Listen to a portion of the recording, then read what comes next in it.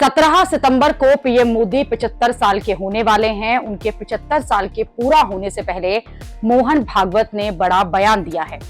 मोहन भागवत ने कहा कि उन्होंने कभी 75 साल की उम्र में रिटायर होने की बात नहीं कही।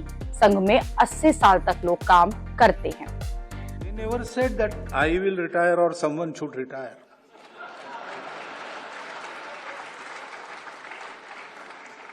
In Sangha, we Swayamsevaks, we are given a job, whether we want it or not. So, if I am 80 years old and Sangha will tell me, go run a shaka, I will have to go.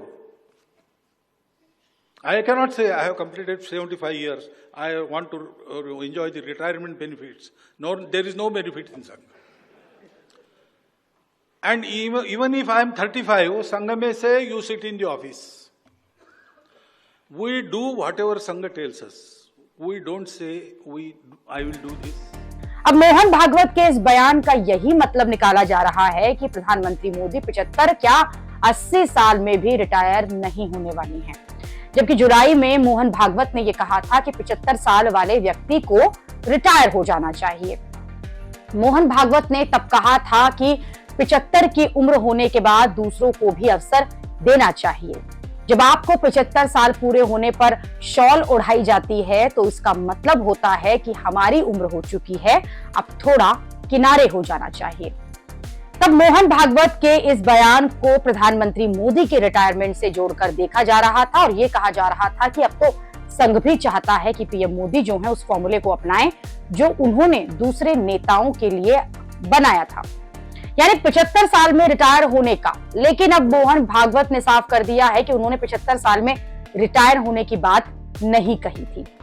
Mohan Bhagwat ये सफाई ऐसे वक्त में दे रहे हैं जब PM Modi और मोहन भागवत दोनों ही अगले महीने 75 साल के होने वाले हैं।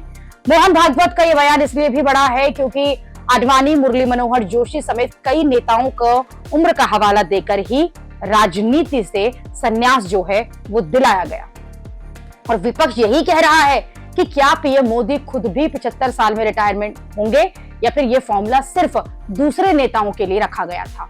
पीएम मोदी के रिटायरमेंट से जुड़ा ये बयान मोहन भागवत ने दिल्ली में संघ के 100 साल पूरे होने के कार्यक्रम में दिया और इस कार्यक्रम में मोहन भागवत ने मीडिया से बातचीत में बीजेपी अध्यक्ष पर भी बयान दिया।